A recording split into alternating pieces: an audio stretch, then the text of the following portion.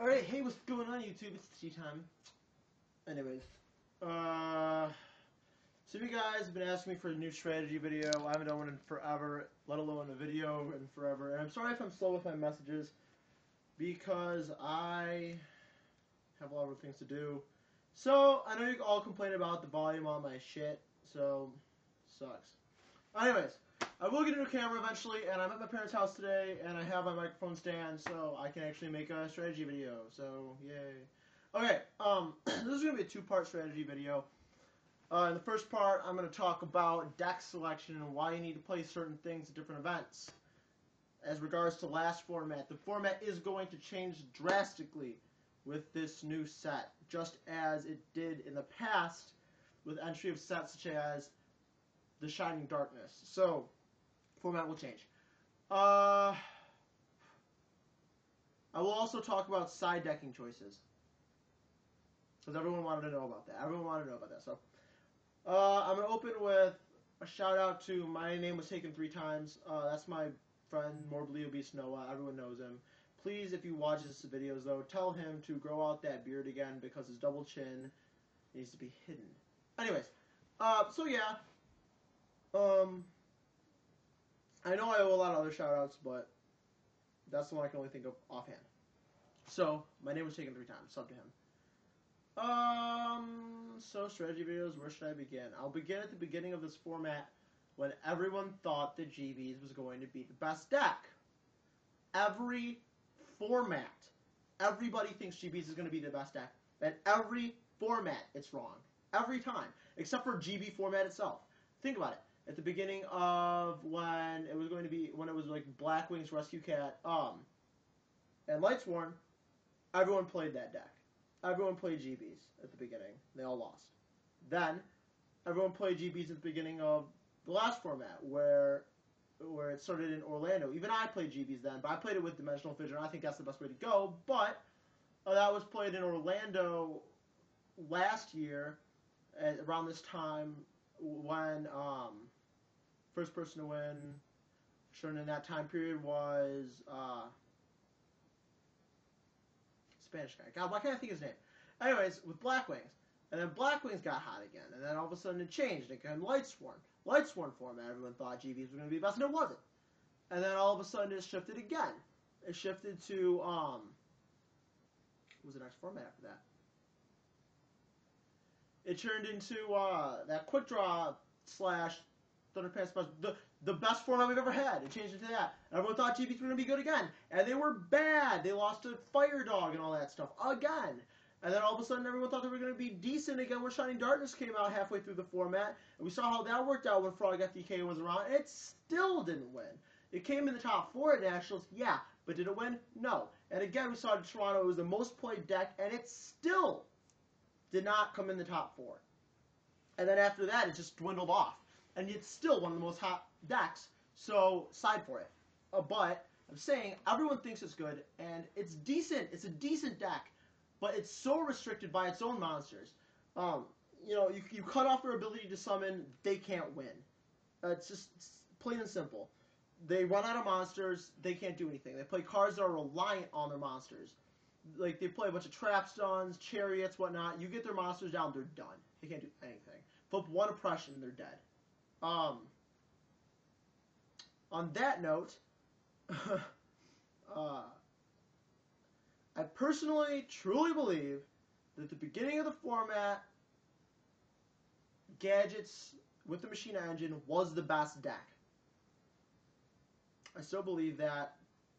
I think the X-Sabers were almost as good, but people didn't know how to play them yet, until Roy and Lazaro took them as far as they did. Lightsworn I still think is pretty decent, but it's still the derp version it was before.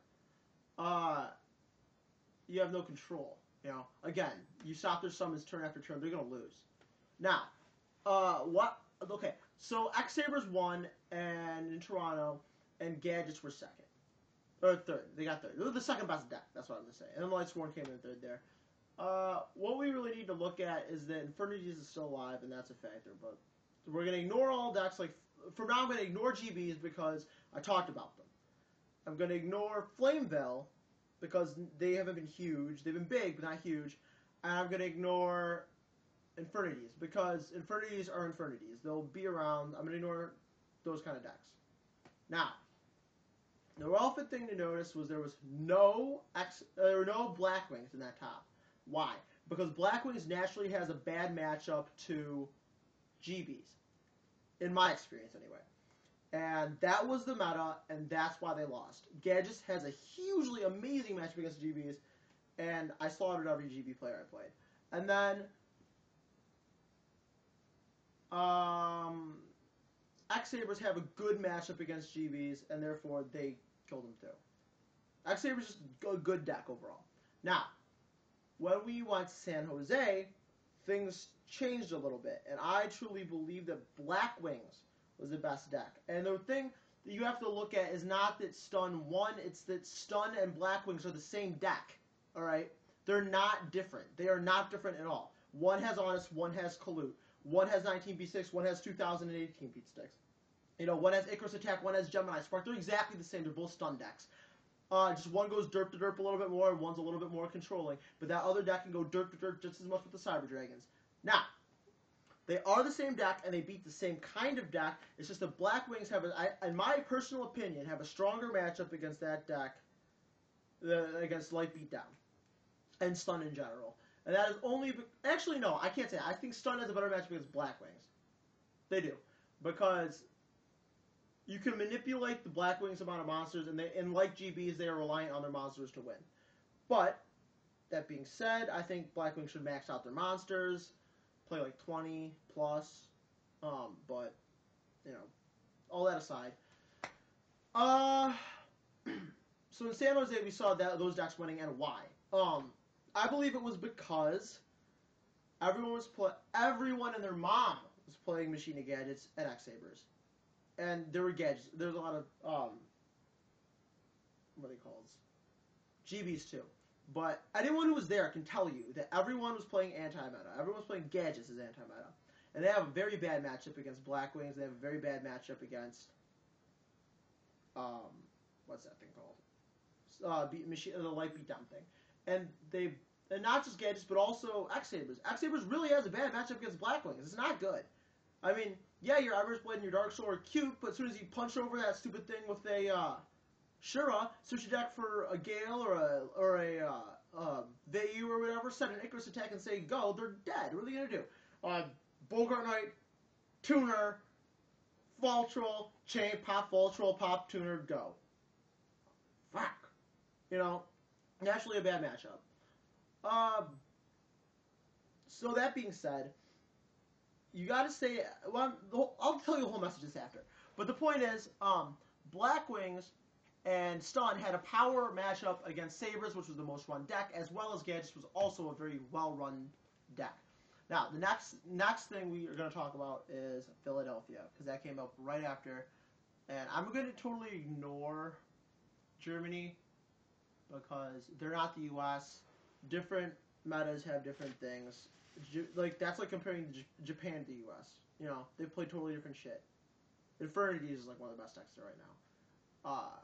So what I'm going to say is Plants won, and they dominated in Quick Draw Plants. Why? Because no one's set anymore. You know, no one was expecting that. And they have a good matchup against Stun and Blackwings and X-Sabers. They just do. Their bad matchup is GBs. And at that point, everyone stopped playing GBs. Why? Because they were getting absolutely slaughtered up until that point. So, having a great matchup against a deck like Stun or Blackwings is great because, you know, you have control of the monsters. You're not playing back rows too much, you know. You're setting maybe one every 2 or 3 turns, but you can just sit that Raikou by himself. They're going to have to summon some monster and attack into it, and you're going to get to choose to destroy that monster or something else. And at that point, you're going to go off with a Lone Fire because you don't have a monster to destroy things with. So, that has a good matchup against that, and therefore Plants all of a sudden became the best. I feel this is a format of 3 best decks. Or 4.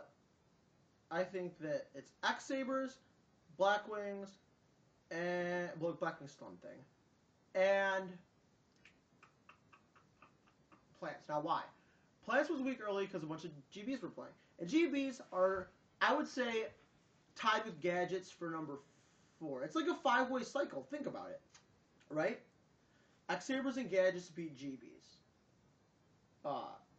Then Blackwings and Stun beat Gadgets and X-Sabers. Plants beats Stun and Blackwings. And GBs beats Plants. And I think if we were to see another jump coming up, I would see GBs as one of the hotter decks because everyone would be playing Plants. Not to say the Plants aren't good, they are good, and they're about to be the best deck. Them and Lightsworn are about to be the best deck, undisputedly, with this next set. I mean, God, it's ridiculous. I think a Machina version, not a Machina, but a machine version of Plants with Quick Draw, or Lightsworn Plants with Quick Draw are going to be hot. So, that being said, deck selection. Always think a format ahead. Think of what's going to beat the deck that just won. Because in this format, there really wasn't a best deck. I think it's going to go down from the better formats. Believe it or not. People are saying, well, you can't do certain things in certain positions. But I mean, that's how all formats are, you know. Let me check how much time is left on this thing. Okay, I do have time to go over side decking, but not too much. What you need a side deck for is the decks that you have a bad matchup against. In Gadgets, I did not side hardly anything in against GBs. Why? Because, you know, so what? What are they going to do? They're not going to deal with your 1005 traps. You just effect failure their ass. And I did start maining effect failure eventually. Why? Oh, some of you are probably going to ask why I ran the Warrior Toolbox thing in Philly. The reason is because it stood alone against the stun decks and beat them. It's a stun deck that beats stun decks. It just so happened that I lost to Infernities and Guy Who Drew Nuts. So, sorry. Happens. You just had everything you needed at the specific spot. Micro Breaker, pop your back row. Okay. Like, it was just stupid. But I'm just saying that, you know, you can lose to stupid road decks like that. Infernities. I would foolishly did not side well against Infernities. I wasn't playing Consecrated Light. That was my downfall. You know, Infernities is a road deck. You need to side against it. You'll play it once. You'll play it at least once in a jump. It's a very good deck. Very good. Zero. You don't have to side against that, really, because the same thing beats that as it beats GBs. Prussian, all that shit. Why do I think Pulling the Rug is hot? Because I think it is hot as hell. People still think the System Down is better, and I don't think so at all. Now, the reason I think Pulling the Rug is hot is because it beats up the Machina engine, yes. It beats up Salvo Dad also, because, you know, they're playing their salvos and whatnot. You're popping that. You're popping the machines. You're popping the gadgets. And they also beat anything, like, they're good. It's a good side deck card against Plants. You don't believe me?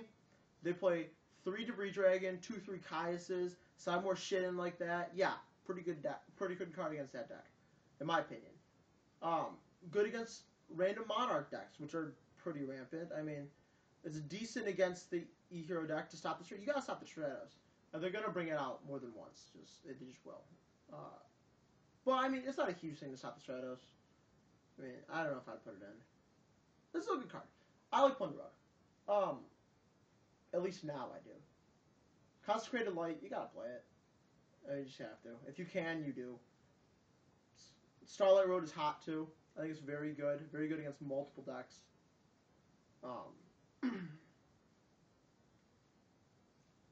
Effect Failure. Effect Failure is good too. I mean, okay, I didn't really explain Starlight Road. Play Starlight Road against not GBs. Actually, you can get away with playing against GBs. Depends on your opponent. Gauge your opponent's playstyle. You know, if they're geysersing retardedly, do not, because they're going to trap stun you. They're not just going to willy-nilly geysers you. Same thing against X-Sabers. They're not going to just willy-nilly Hun-lay you. You know, they're going to trap stun you or something first. So, you know, your Charlotte is not so hot. It's a lot better against things like Blackwings, where they can't play trap stun and stuff like that, and it stops their Icarus attack. You also got to play it against things like Plants. You know, they don't have a lot of room for back row removal, so you take out their Debris Dragon. Seems pretty hot. What else is there to talk about? Oh yeah, Effect Failure, that's what I was talking about. It's really good. It's really, really good. People don't understand. Like, especially in like a Plant deck where you play Pot of Avarice, you send that thing back into your deck, a Lightsworn deck where you're dealing with lights all the time. Anything that can use it and the graveyard as some kind of advantage is good. Plus, it's a